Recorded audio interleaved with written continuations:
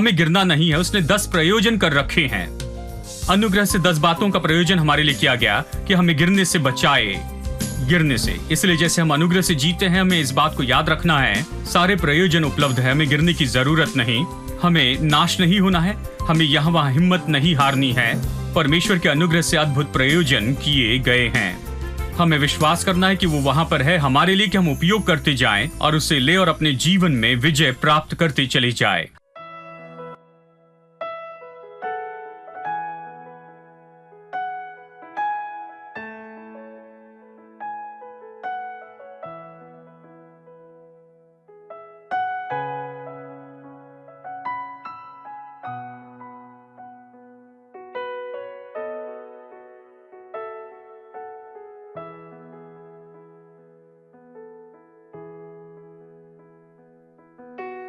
When I survey the wondrous cross on which the Prince of Glory died,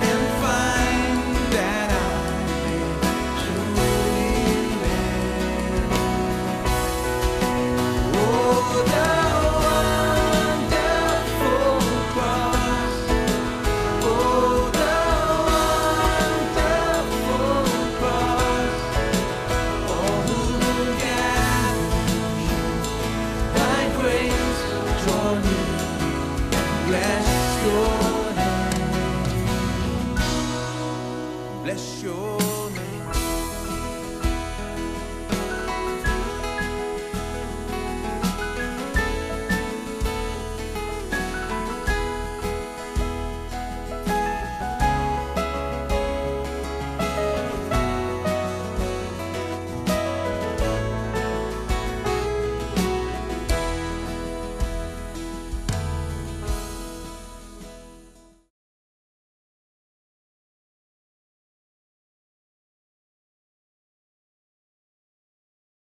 बहुत से लोग ये विश्वास करते हैं ये सब परमेश्वर ने किया, पता नहीं परमेश्वर ने ये बीमारी क्यों दी।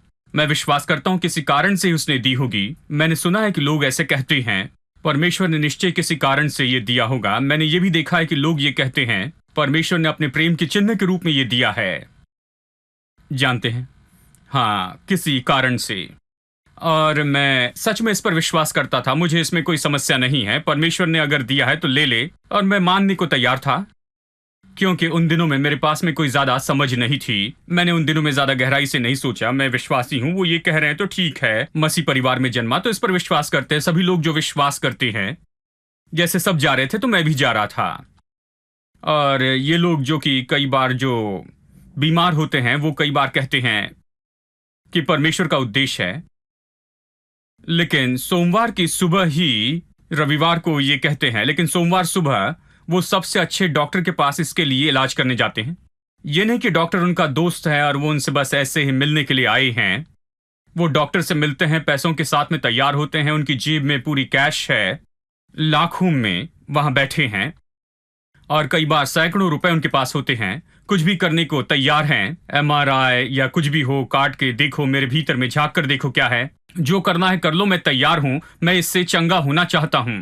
और यही तो मेरी भी मनोदशा होती कि मैं वहां जाता और यहां पर कुछ भी उपचार करने के लिए तैयार होता, क्योंकि मैं चंगा होना चाहता हूं। मैं एक बात जानता हूं कि परमेश्वर चाहता है कि मैं पूरी तरह से चंगा रहूं। यह बात मुझे चौंका देती है कि ये लोग जो विश्वास करते हैं कि ये परमेश्वर से आया है, वो कहते हैं परमेश्वर ने इसकी अनुमति दी है, वो वहां पर क्यों बैठे हैं, मैं वहां पर बैठ सकता हूं। मैं ये विश्वास नहीं करता। मैं विश्वास करता कि प्रभु चाहता मैं चंगा रहूं, तो डॉक्टर के पास मेरा जाना सही है। लेकिन वो वहां पर क्यों बैठे हैं? वो विश्वास करते हैं कि परमेश्वर ने उन्हें दिया कि उन्हें कुछ सिखाए, परमेश्वर ने अपने प्रेम के रूप में उन्हें दिया है, और अगर परमेश्वर ने आपको दिया है तो आप इसे लेकर क्यों ना दुख उठाते चले जाएं। आप डॉक्टर के क्लिनिक में क्यों हैं? इतना पैसा क्यों खर्च करना चाहते हैं? क्या आप परमेश्वर के विरुद्ध में लड़ना चाहते हैं? क्या आप परमेश्वर के विरुद्ध में हैं? परमेश्वर की इच्छा के विरुद्ध में हैं? देखिए, ये विचारधारा काम नहीं करती है। मैं ये नहीं कर सकता। अगर मैं ये विश्वास करूं तो समझ का निष्कर्ष ये होगा कि खैर, प्रभु ने इसे होने दिया है किसी कारण से। मैं राह देखता हूं, परमेश्वर मुझे बताए कि मैं डॉक्टर के पास जाऊं, या परमेश्वर मुझ पर प्रकट करे कि ये बीमारी क्यों आई है, क्योंकि प्रभु की अनुमति के बिना कुछ नहीं आएगा। अगर मैं ऐसा करूं तो ये बहुत ही अजीब होगा, मैं खुद को नाश कर दूंगा। हाँ, ये गलत है। परमेश्वर ने अनुग्रह से सब कुछ दे दिया है, हमें विश्वास से इसे लेना है। सब प्रभु के नियंत्रण में नहीं है। हालांकि बहुत से लोग विश्वास करते हैं सब प्रभु के नियंत्रण में है, लेकिन प्रभु के नियंत्रण में सब नहीं है। इस संसार में सब कुछ परमेश्वर के नियंत्रण में नहीं है, इसलिए इतनी सारी गड़बड़ियां यहां पर हैं। ये बीमारी, मृत्यु और ये गरीबी जो इस संसार में है, ये तो वास्तविकता है और मैं इस वास्तविकता का इनकार नहीं करता। मैं जानता हूं ये कैसे आई। आदम ने द्वार खोला और इन सारी बातों को आने दिया, और हमने इस शैतान को काफी समय से यहां पर रहने दिया है और हमने अनुमति दी, और इसलिए ये सारी बात आज बदल कर इतनी बुरी हो गई है कि अगर आप ये कहे कि परमेश्वर ने ये होने दिया तो लोगों के लिए सही सुनाई देता है। वो कहते हैं प्रेज द लॉर्ड, जानते हैं ये तो सच्चाई है, ये तो बाइबल की सच्चाई है। और आप कहे परमेश्वर ने इसकी अनुमति नहीं दी, आपने इसकी अनुमति दी है, तो पसंद नहीं है, इसलिए लोग ये प्रचार नहीं करते हैं। और इसलिए मैं यहां प्रचार करता हूं, दूसरी जगह प्रचार नहीं करता। ज्यादातर लोग मुझे पसंद नहीं करते हैं, जानते हैं, ये मेरा चर्च है। ठीक है, याकूब 1 में चलिए देखते हैं। मैं इस वचन में से बताना चाहता हूं, वचन 2 से आगे। हे मेरे भाइयों, जब तुम नाना प्रकार की परीक्षाओं में पढ़ो तो इसे पूरे आनंद की बात समझो। अब ये बहुत ही सरल है, ये मानो हलवा खाने जैसे है। हलवा भारतीय मिठाई है। जो लोग हलवा नहीं समझते हैं बहुत से विश्वासियों के लिए तो हलवा खाने के जैसे है। हाँ भाई, ये बहुत अच्छा वचन है। ये जानकर कि तुम्हारे विश्वास के परखे जाने से धीरज उत्पन्न होता है। ये क्या कह रहा है? आपके विश्वास के परखे जाने से, यानी ये तो आपके जीवन में जो भी परीक्षाएं, जो भी मुश्किलें आती हैं, ये परमेश्वर ने भेजे हैं कि आपको सिद्ध बनाए, इसलिए कि आपके धीरज को बढ़ाए या आपके जीवन में धीरज को उत्पन्न करके लेकर आए, इसलिए कि आपके जीवन में धीरज बढ़ते जाए। तो वो इस तरह देखते हैं, ये जानकर कि तुम्हारे विश्वास के परखे जाने से धीरज उत्पन्न होता है, परंतु धीरज को अपना काम पूरा करने दो कि तुम पूरे और सिद्ध हो जाओ और किसी बात की घटी न रहे। तो वो कहता उसे काम करने दो। परीक्षाएं आए, क्लेश आए, मुश्किलें आती चली जाए, परमेश्वर उन्हें मेरे मार्गों में भेज रहा है, क्योंकि क्लेश और मुश्किलों के द्वारा परमेश्वर मुझे ये सब कुछ बढ़ाने देता है, जिसे धीरज कहते हैं, और वो मेरे लिए अच्छा है। और इसलिए परमेश्वर इन बातों की अनुमति देता है, या उन्हें वो भेजता है। वो इसे भेजता है या अनुमति देता है, इसको सहमति देता है। और इसी तरह जीवन में परीक्षाएं आती है, वो कहते हैं। अब सामान्य रूप में अगर आप इसे सामान्य व्यक्ति जैसे पढ़े, जो चर्च में नहीं गया, जिसने याकूब की पत्री नहीं पढ़ी और पहली बार पढ़ रहे हैं, तो आप ये निष्कर्ष नहीं निकालेंगे लेकिन अगर आप चर्च में जाइए, मानो ऐसा है कि कीचड़ के रास्ते पर से जब आप जाते हैं, जहां पर मिट्टी है, कीचड़ है, फिसलन भरा है, और अपनी कार आप लेकर जाते हैं और आप जानते हैं कि आप वहां पर फंस सकते हैं। बहुत से लोगों के मन ऐसे ही होते हैं, जानते हैं उन पर मानो कीचड़ पड़ा हुआ है। और फिर अगर आप याकूब अध्याय 1 को खोलकर इस वचन को पढ़ते हैं तो वो वापस उन्हीं बातों में फंस जाते हैं, क्योंकि बहुत से लोग इस रास्ते से गए हैं और उन्होंने इस कीचड़ को बना दिया है और ऐसी परिस्थिति लेकर आई है कि वो विश्वास करते हैं कि ये अच्छा है और ये तो परमेश्वर की ओर से आई हुई परीक्षा है। ये आप में धीरज बढ़ाते जाता है, आप में धीरज उत्पन्न करता है, आप में धीरज लाता है। तो आप इस तरह के धार्मिक विचारों में फंस जाते हैं, इस गड्ढे में फंसते हैं। अब सामान्य लोग इस तरह से नहीं सोचते हैं, तो चलिए अभी इसे समझते हैं कि ये क्या सिखाता है। ये वचन यहाँ इस तरह से ये नहीं सिखाता है कि परमेश्वर आपको धीरज सिखाने के लिए मुश्किलें लेकर आता है। अगर ये सही है, प्रभु ये रखता है कि मुश्किलें लाकर आपको धीरज सिखाएं, तो धीरज के लिए प्रार्थना कर रहे हैं तो मुश्किलों के लिए प्रार्थना कर रहे हैं। हेलो अभी सब लोग जाग गए हैं आप कह रहे हैं प्रभु मुझे और ज्यादा धीरज दे, तो देखिए धीरज तो केवल मुश्किलों से ही आता है। तो परमेश्वर कहता है ठीक है, मैं तुम्हें और मुश्किलें देता हूं, तुमने ज्यादा धीरज मांगा है इसलिए मैं तुम्हें और ज्यादा मुश्किलें दूंगा कि तुम में और ज्यादा धीरज आए। ये इसी तरह से हो जाएगा। शायद बहुत से लोगों ने अपनी मुश्किल में यही प्रार्थना की होगी लेकिन बात तो यह है, यदि परेशानी से धीरज उत्पन्न होता है तो धीरज के लिए प्रार्थना करें, तो मुश्किलों के लिए प्रार्थना कर रहे हैं। धीरज कैसे आता है, धीरज के बारे में असली शिक्षा क्या है? आइए रोमियो 15 को हम देखते हैं। रोमियो 15:4।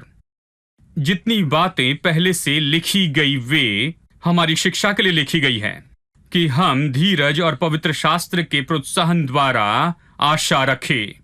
क्या आप इसे देख रहे हैं कि हम धीरज और पवित्र शास्त्र के प्रोत्साहन द्वारा आशा रखें? देखिए ये सब कुछ हमारे लिए लिखा गया है। ये वचन, ये बाइबल, ये हमारे लिए लिखी गई है। ये सारी बातें यानी जितनी भी बातें पहले से लिखी गई हैं, ये हमारे सीखने के लिए है। और इसलिए हम यहाँ पर बाइबल खोल कर बैठे हैं और कुछ सीख रहे हैं, क्योंकि ये हमारे सीखने के लिए है। हम इससे क्या सीखते हैं? हम इससे धीरज सीखते हैं। बाइबल स्पष्ट कहती है, मुझे पता नहीं इससे स्पष्ट कैसे कह सकते हैं, कि वचन के द्वारा ही धीरज और सांत्वना हमें मिलती है। वचन यहाँ पर है कि ये लेकर आए धीरज और प्रोत्साहन। तो मैं यही कहूंगा कि जिस तरह से हम धीरज उत्पन्न कर सकते हैं वो तो वचन के द्वारा है। तो फिर याकूब क्यों कहता है कि क्लेश से धीरज उत्पन्न होता है?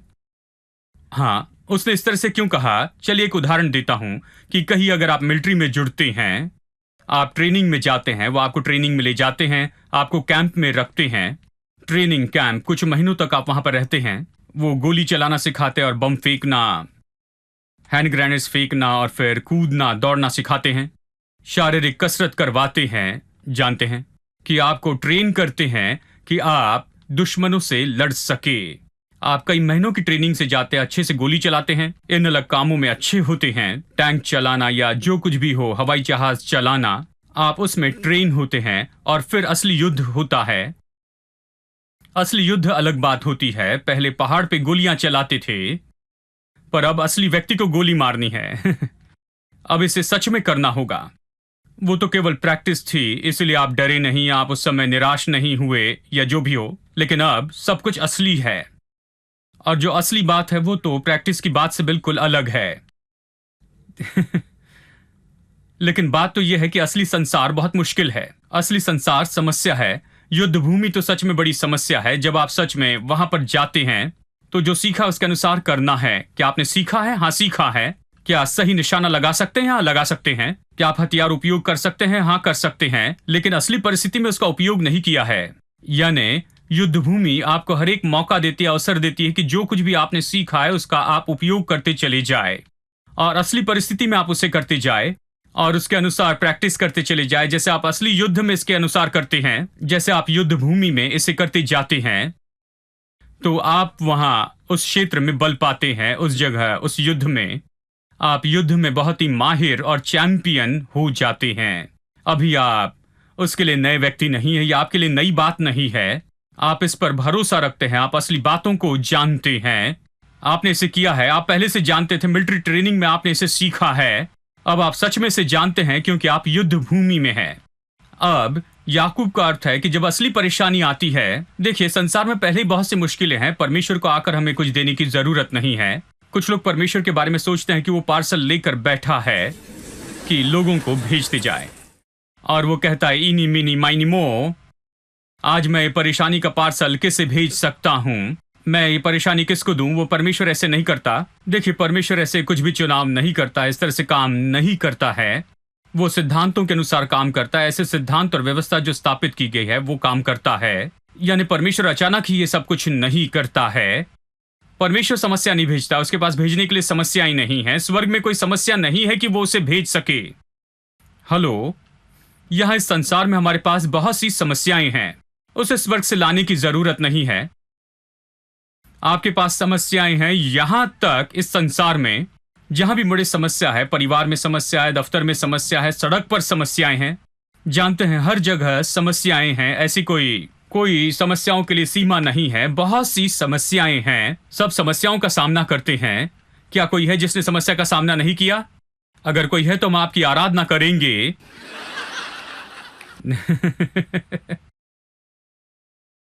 सभी समस्या का सामना करते हैं। संसार में बहुत सी समस्याएं हैं। यानी याकूब कहता है जब तुम समस्याओं का सामना करते चले जाते हैं, अपने जीवन में परेशानी और समस्याओं का सामना करते हैं, जब जीवन में ऐसी मुश्किलों का सामना करते जाते हैं, असली जीवन में जब आप इन समस्याओं का सामना करते हैं, तो ये जान लो कि तुम्हारे विश्वास के परखे जाने से धीरज उत्पन्न होता है। आपके जीवन की यह असली परिस्थिति आपके विश्वास को परखती है।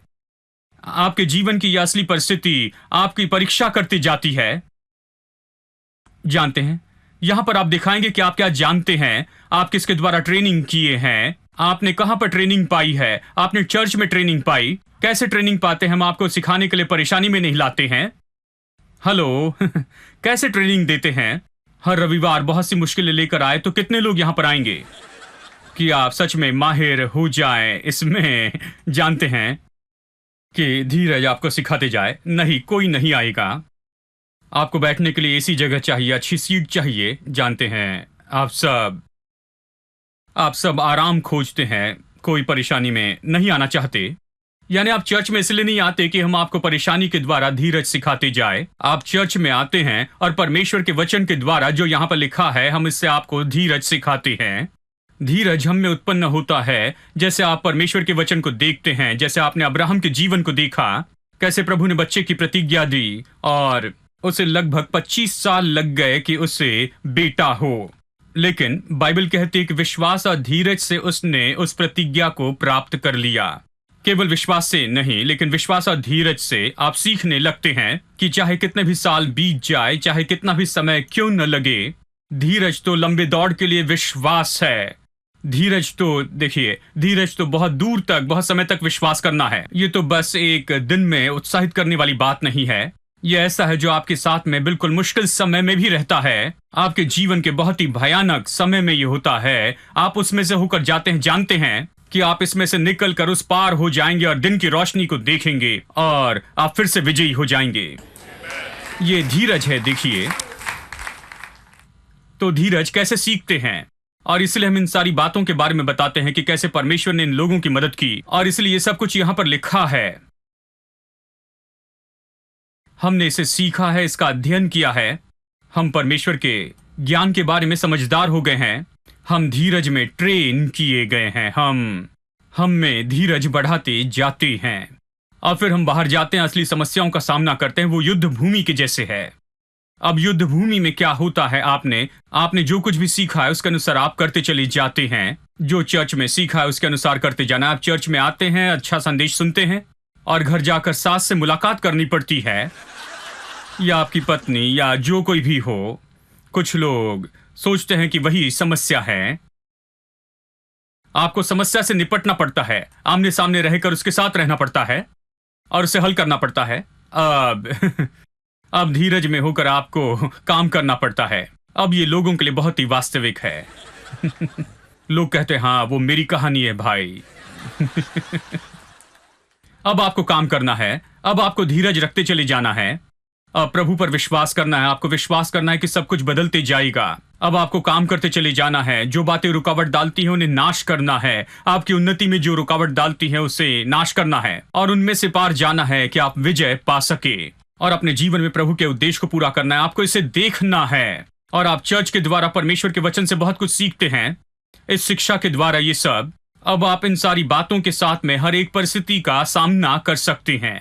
और जब आप असली परिस्थिति का सामना करते जाते हैं तो ये जान ले कि आप हमेशा उसके द्वारा बेहतर होते जाएंगे, क्योंकि अभी आप असली बातों का सामना कर रहे हैं। जैसे कि युद्ध भूमि में सिपाही बेहतर होता है क्योंकि वो असली परिस्थिति से निपट रहा है। वो सच में वहां पर चैंपियन होता है। वो वहां पर एक्सपर्ट हो जाता है क्योंकि असली परिस्थिति से निपटा है। आप भी अपने जीवन में असली परिस्थिति से निपटने के कारण आप भी ऐसे चैंपियन हो जाएंगे, ऐसे व्यक्ति हो जाएंगे जो इस कला में बहुत अच्छे से ट्रेन किया गया है कि इन सारी बातों से वो निपट सके। आमेन। अभी वचन 12 से वचन 14 तक पढ़ते हैं। वचन 12, धन्य है वो मनुष्य जो परीक्षा में स्थिर रहता है, क्योंकि वो खरा निकलकर जीवन का वो मुकुट पाएगा जिसकी प्रतिज्ञा प्रभु ने अपने से प्रेम करने वालों से की है। धन्य है जो परीक्षाओं को सह लेता है, मतलब धन्य है वो व्यक्ति जो परीक्षा के समय अपने धीरज का उपयोग करते जाता है, अपने जीवन की परीक्षाओं में धीरज रखता, उसमें से होकर जाता है, उन बातों में से होकर जाता है। वो विजय की राह देखता है और विजय के उस पल को वो देखता है। वो व्यक्ति धन्य है। इन शब्दों का यही अर्थ है। और फिर ये कहता है कि जब किसी की परीक्षा हो तो कोई ये न कहे कि मेरी परीक्षा परमेश्वर की ओर से होती है। वचन 13 में, क्योंकि बुरी बातों से परमेश्वर की परीक्षा नहीं होती, न वो किसी की परीक्षा करता है। अब ये वचन बहुत सी जगह पर उल्लंघन किया जाता है बहुत से विश्वासियों के द्वारा, हर रविवार और हर एक दिन। ये कहता है कि कोई मनुष्य न कहे कि मेरी परीक्षा परमेश्वर से होती है, जबकि बहुत से लोग बस यही तो कहते हैं कि ये परमेश्वर से हुआ। परमेश्वर की अनुमति के बिना कुछ भी नहीं होता है। प्रभु की अनुमति के बिना कुछ नहीं होता है। सब परमेश्वर के हाथों में है। बाइबल कहती ये न कहना कि मेरी परीक्षा परमेश्वर ने की है। परमेश्वर किसी की परीक्षा नहीं करता है। बुरी बातों से उसकी परीक्षा नहीं होती और न वो कभी बुराई से किसी मनुष्य की परीक्षा करता है। हाँ, अब मैं उन सारी बुरी बातों की सूची नहीं देना चाहता हूं जो लोग कहते हैं कि परमेश्वर ने उनकी परीक्षा की है। मैंने ये देखा है, छोटी छोटी बातों के बारे में बता सकता हूं। जैसे उनकी पत्नी उन्हें छोड़ कर गई और उन्होंने कहा कुछ भी हो भाई, मुझे कोई परवाह नहीं, परमेश्वर ने ये किया है। मैंने कहा आप कह रहे हैं परमेश्वर की इच्छा, ये क्या है? आपको क्या हो गया है? मैंने कहा उनके पास में जाइए, उनसे अच्छी बातें कीजिए, वो आपके साथ में घर लौट कर आएगी। नहीं, मैं सोचता हूं प्रभु की इच्छा है भाई, यही अच्छा है। मैंने कहा आपको क्या हो गया? तो उन्होंने कहा परमेश्वर सब नियंत्रण करता है। ओह वाह वाह वाह, परमेश्वर नियंत्रण करता है। वो आत्मिक व्यक्ति है। परमेश्वर सब नियंत्रण करता है। उसकी अनुमति के बिना, उसकी सहमति के बिना कुछ भी नहीं हो सकता है। तो उसे जाने दो भाई, कोई बात नहीं। मुझे लगता है ये प्रभु की इच्छा है। मैं आपको बताऊं, वो सदा के लिए चली जाएगी। हाँ, परमेश्वर कहता है वो ऐसे काम नहीं करता है। जानते हैं, वो आपकी पत्नी को उसके माता पिता के घर में नहीं भेजता है। वो आपकी पत्नी को ऐसे लात नहीं मारता है और ये सब। जानते हैं वो इस तरह के काम में नहीं है। हमारा परमेश्वर भला परमेश्वर, कितने लोग जानते हैं वो भला है? आमेन। परमेश्वर भला है, ठीक है। अब इसे सुनिए। यह न कहना कि आपकी परीक्षा परमेश्वर की ओर से होती है। कैसे सबकी परीक्षा होती है? वचन 14 बताता है लोगों को यह पसंद नहीं है क्योंकि ये सारी जिम्मेदारी और दोष उन्हीं पर लगाता है। यह कहता है कि हर एक मनुष्य की परीक्षा होती है, वो तो अपनी ही अभिलाषा में खींचकर। कुछ लोग कहते हैं शैतान ने मुझसे ये करवाया है। एक भाई ने कहा मेरे पूरे परिवार में ये समस्या है, ये मेरे अंदर में केमिकल जो है वो है, यानी मेरे अंदर में कुछ बदलाव होते हैं और फिर मैं ये सब करता हूं। बाइबल इस तरह से कहती है प्रत्येक मनुष्य अपनी अभिलाषा में खींचकर और फंसकर परीक्षा में पड़ता है, ये कहती है। फिर अभिलाषा गर्भवती होकर पाप को जन्मती है और पाप जब बढ़ जाता है तो मृत्यु को उत्पन्न करता है। हे मेरे भाइयों, तुम धोखा न खाओ। वाह। वो कहता है इसके बारे में गलती न करना। ये कैसे होता है, इस बात को समझ लो। ये इसलिए नहीं हो रहा है क्योंकि परमेश्वर ने स्वर्ग से आपके सामने इतनी बड़ी परीक्षा भेजी है और बड़ी परीक्षा से आपकी परीक्षा कर रहा है। नहीं, जानते हैं कुछ लोग भयानक काम करते हैं, पाप करते और कहते हैं कि परमेश्वर ने ये सब कुछ क्यों होने दिया। भाई, उसने हमें कनेक्शन में रखा, देखिए उसने क्यों अनुमति दी। वो कहते परमेश्वर कनेक्शन करता है, गलत बातों के लिए अद्भुत रीति से जोड़ता है। नहीं, देखिए परमेश्वर बुराई से किसी की परीक्षा नहीं करता। लोग अपनी अभिलाषा में खींचते जाते हैं, अपने ही पाप में जो उनके दिल में है, जो भी दिल में उनकी शारीरिकता बसी है, उससे उनकी परीक्षा होती है। वो खींचे जाते हैं और वो नाश होते हैं उस पाप के कारण जो उसके परिणाम में आता है, उस अभिलाषा के द्वारा और उस पाप के द्वारा। बाइबल यही तो सिखाती है। तो प्रभु के अनुग्रह के लिए उसका धन्यवाद हो। आमेन। परमेश्वर के अनुग्रह के लिए परमेश्वर का धन्यवाद हो, क्योंकि इतना अनुग्रह दिया गया है कि प्रतिदिन के जीवन में हमारी मदद करते जाए, कि परीक्षाओं के ऊपर में जयवंत होते जाएं। इसलिए मैंने परमेश्वर ने बनाए हुए 10 प्रयोजन बताए जो हमें गिरने से रोक सकते हैं। सच में बाइबल ऐसे ही शब्दों में कहती है, हमें गिरना नहीं है, उसने 10 प्रयोजन कर रखे हैं। अनुग्रह से 10 बातों का प्रयोजन हमारे लिए किया गया कि हमें गिरने से बचाए, गिरने से। इसलिए जैसे हम अनुग्रह से जीते हैं, हमें इस बात को याद रखना है, सारे प्रयोजन उपलब्ध है, हमें गिरने की जरूरत नहीं, हमें नाश नहीं होना है, हमें यहाँ वहां हिम्मत नहीं हारनी है। परमेश्वर के अनुग्रह से अद्भुत प्रयोजन किए गए हैं। हमें विश्वास करना है कि वो वहां पर है हमारे लिए, कि हम उपयोग करते जाएं और उसे ले और अपने जीवन में विजय प्राप्त करते चले जाए। Given me eternal life and your word to light my way. You've given me a spirit with new mercies every day. Jesus, you are so good. Jesus, you are so good. There's nothing to fear 'cause I'm here in your presence. Jesus, you are so good. Jesus, you are so, so good. And I just want to thank you in every beat. You've given me eternal life. You've given me eternal life. And your word to light my way. You've given me spirit with new mercies every day.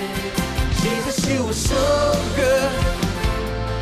Jesus, you are so good. There's nothing to fear 'cause I'm here in your presence. Jesus, you are so good. Jesus, you are so, so good. And I just want to thank you in every